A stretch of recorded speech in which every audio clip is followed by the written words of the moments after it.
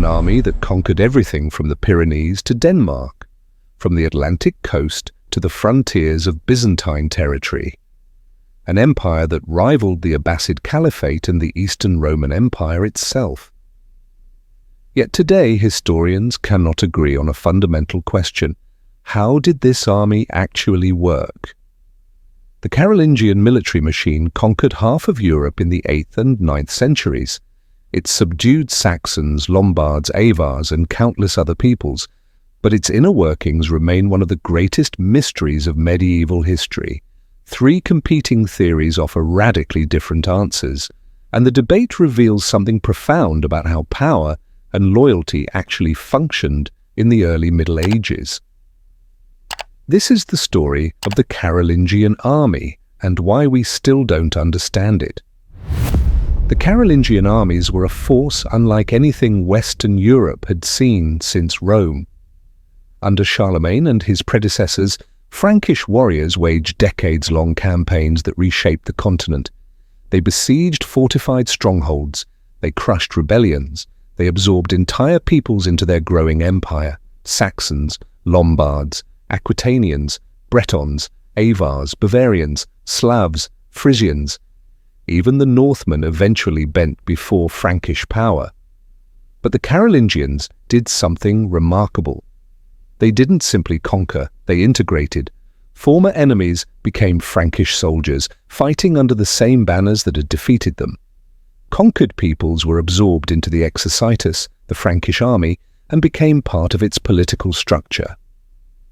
This was military genius combined with political engineering on a continental scale.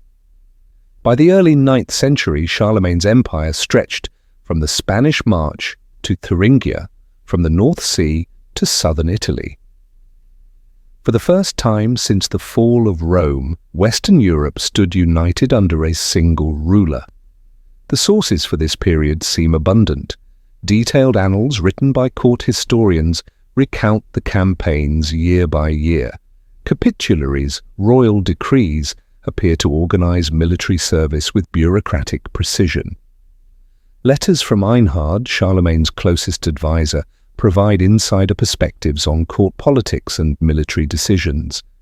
The evidence seems clear, but appearances can be deceiving. These sources don't actually explain how the Carolingians raised their armies. The fundamental mechanism remains obscure, and without understanding that mechanism, we cannot truly understand how the Carolingian Empire functioned. For decades, this question has consumed historians and produced three competing theories that paint vastly different pictures of medieval warfare. The capitularies stand at the heart of this debate. These documents were lists of royal decrees covering everything from estate management to church discipline to military organization. They represent the administrative framework of the empire. Several capitularies from Charlemagne's reign appear to establish the military system clearly. The most important are the Memoratorium de Exercitu from 807 and the Capitulare Missorum, dated tentatively to 808. They lay out what seem to be straightforward rules. Every free man who owned 4 manses of land had to equip himself and serve in the army. A manse was a unit of land sufficient to support a family.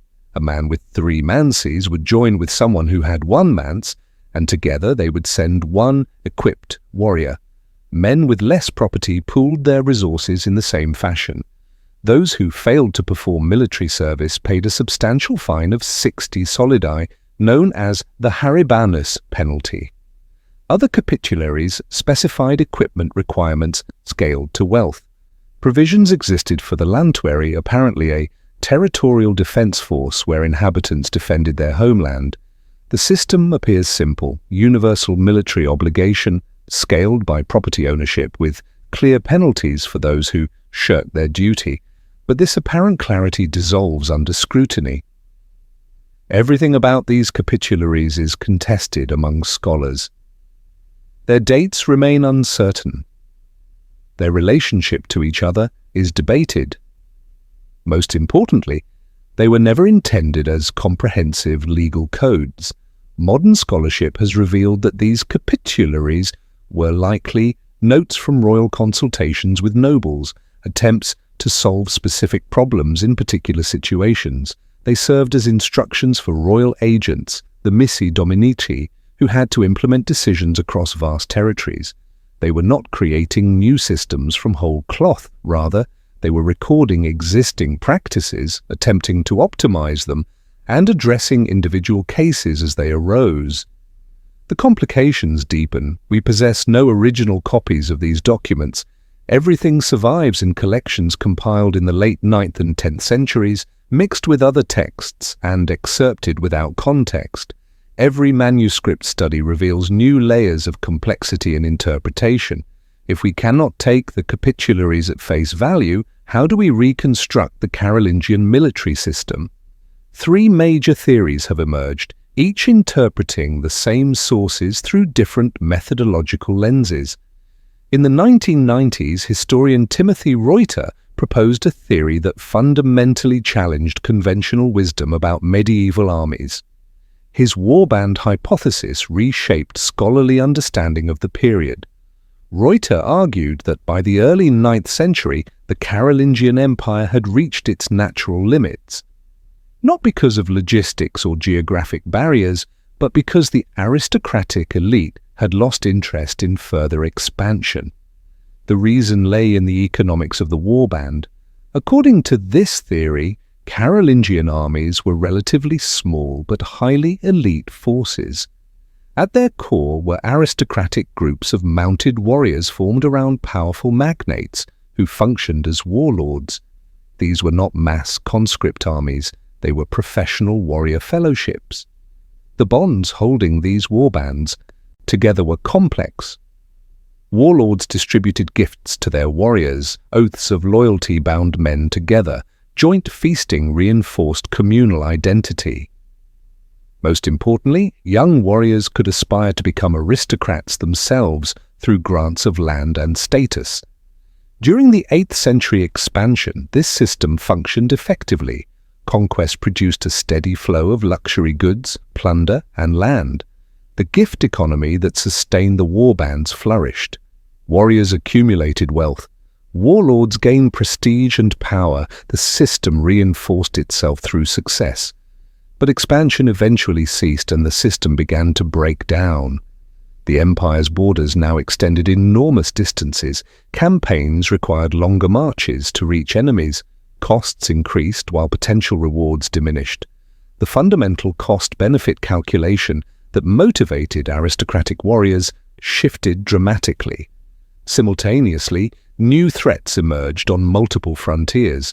Norse raiders struck from the north, Slavic peoples pressed from the east, Muslim corsairs raided Mediterranean coasts, the Avars threatened the eastern marches. The Carolingian Empire, once the aggressor, now found itself on the defensive. Aristocratic warbands showed little enthusiasm for defensive warfare. Defensive campaigns offered no glory, no significant plunder, no desirable land in dangerous frontier zones. According to Reuter, Charlemagne responded by adapting the military system. Those capitularies describing military obligations were not recording ancient customs. They were creating new mechanisms to compel landholders to participate in defensive campaigns and to increase the number of men available for frontier defense. This interpretation gained substantial support. Prominent historians, including Janet Nelson and Guy Halsall, endorsed the basic framework. The warband theory entered textbooks as established knowledge. Yet criticism emerged almost immediately. Bernard Bashrach examined the same evidence and reached entirely different conclusions. To him, the warband theory rested on questionable foundations, drawing more from Germanic tribal descriptions by Tacitus and heroic poetry like Beowulf than from Carolingian sources themselves. Bashrach identified a fundamental problem. The Carolingian annals describe siege warfare repeatedly. The Franks conquered fortified cities, Roman-style urban defences, Saxon earthwork strongholds, and massive Avar ring fortresses. Small aristocratic warbands motivated primarily by plunder could not accomplish this. Siege warfare demanded what the warband theory could not explain: massive manpower, sophisticated logistics, and substantial engineering expertise. Bachrach proposed instead a theory of maximum Roman continuity. The Carolingian military system was not Germanic in origin. It was fundamentally Roman, inherited directly from late antiquity through institutional continuity. From the 4th and 5th centuries, Roman emperors had progressively militarized their territories through strategies of defense in depth. Large segments of the population bore military obligations or paid taxes that supported the army. When Germanic peoples settled on Roman soil as federati, federated allies, they inherited these obligations along with the land. The Frankish military system developed organically from these late Roman structures over subsequent centuries. Bachrach argued that the Carolingian army comprised 3 distinct components working in concert. First, the general levy consisted of every man obligated to defend Carolingian territory. These men worked on fortifications, maintained military infrastructure, and defended their local cities. They received training and possessed arms for territorial defense. Second, the expeditionary levy consisted of men selected for offensive campaigns based on property qualifications. The capitularies regulated this system.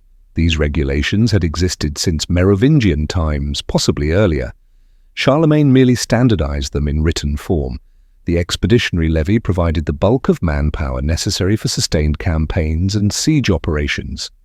Third, elite household troops consisted of professional soldiers maintained by the king and his great magnates, counts, abbots, and bishops. These men received direct payment or grants of land and income. They formed the shock troops of the Carolingian army, fighting mounted or dismounted as tactical situations required. They were highly trained and exceptionally effective in combat. Using this tripartite model, Bachrach and his students calculated that Carolingian field armies could number up to 145,000 men. These massive forces were sustained by royal estates positioned strategically along major campaign routes where substantial supplies were stockpiled. Warriors carried provisions for 3 months when deployed on campaign. The Roman continuity extended to military knowledge itself.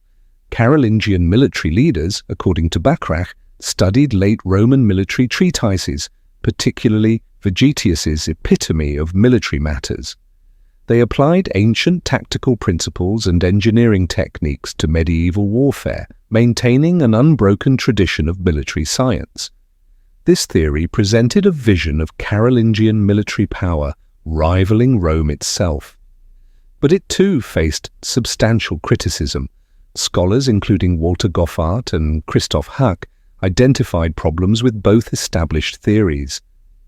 Close reading of the capitularies, they argued, does not support universal military obligation. The texts specify clearly that only free men owed military service, not the entire population. Furthermore, the sources provide no systematic evidence for the household troops Bachrach described. We know virtually nothing concrete about the households of Carolingian magnates. A third interpretation emerged, focusing on patron-client networks and the actual mechanisms of local power. This theory begins with understanding the liberi homines, the free men, as a social category. They were not uniform. Some were wealthy landholders, others were impoverished, possessing no land whatsoever. What united them was their status as free men, legally distinct from the unfree coloni, servi, or villeini, who worked the land as dependents. Many poorer free men placed themselves under the protection of wealthier freemen. They became clients while retaining their legal freedom. The wealthier patrons, who might be counts, abbots, or substantial landholders, became their seniores. This term meant leaders or lords, but without the connotations of later feudal lordship. All free Franks, regardless of wealth or status, shared one crucial characteristic. They owed duties to the king, who regarded them collectively as his fideles, his trusted subjects. For most lower-ranking freemen, military service represented their only substantive interaction with royal authority. It was their sole connection to something larger than their immediate local community. The signories functioned as the social interface through which royal power reached the local level. A magnate exercised power in his region much as the king did for the realm as a whole. When the Carolingian king needed to raise an army, he summoned his various magnates. These magnates, in turn, called upon their clients, who responded based on complex webs of local relationships, land grants, family connections, administrative positions, employment on estates, educational patronage for children. Countless individual arrangements bound patrons and clients together. These liberi homines gathered to their seigneuries and served according to their means and what was requested of them.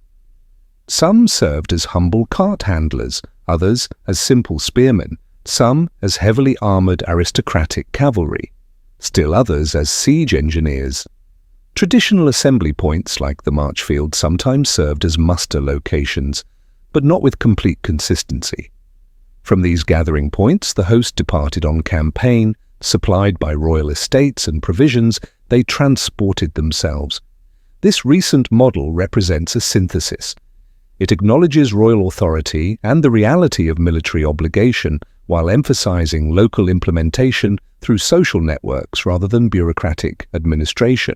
It is a middle position between compulsory service with strong central authority and the decentralized warband model, focusing on how power actually functioned at the local level through relationships between individuals. Three theories, the same sources, completely different conclusions about how the Carolingian army functioned. The evidence that appears so straightforward dissolves into ambiguity under examination. The capitularies that seem to describe a clear system turn out to be fragmentary notes from situational problem-solving, copied and recopied by later scribes, mixed with other texts, resistant to simple interpretation. There, dates remain uncertain. Their purposes are debated. The very concepts historians use to analyze them continue to evolve with each generation of scholarship. This is not merely an obscure academic debate. The question of how the Carolingian army functioned is fundamentally a question about how power operated in the early Middle Ages. Was it centralized bureaucratic control in the Roman tradition? Decentralized aristocratic networks based on personal loyalty? A hybrid system operating through patron-client relationships? The answer shapes our entire understanding of medieval political and social organization. Recent scholarship suggests the patron-client network model may offer the most promising framework, but definitive answers remain elusive. Only continued research into local-level sources and deeper understanding of the free Frankish population as a social category will resolve these fundamental questions. The Carolingian armies conquered an empire that stretched across Western Europe. They defeated every enemy they faced. They created a political order that would shape the continent for centuries. But the empire they built remains, in its most basic mechanisms, incompletely understood. The mystery endures, and perhaps that is fitting. History does not always provide clear answers. Sometimes the most important questions are those we continue to debate, because the debate itself reveals the complexity of the past and the limitations of our evidence. The Carolingian army remains an enigma, and in that enigma lies a deeper truth about the challenges of historical reconstruction. We will continue exploring the history of the Carolingian Empire and the Frankish kingdoms in future videos. If you found this examination of medieval military organization compelling, subscribe to the channel and enable notifications to see upcoming episodes. We welcome your thoughts on these competing theories in the comments below. Your engagement through likes, comments, and shares helps us continue producing in-depth historical content. Thank you for watching.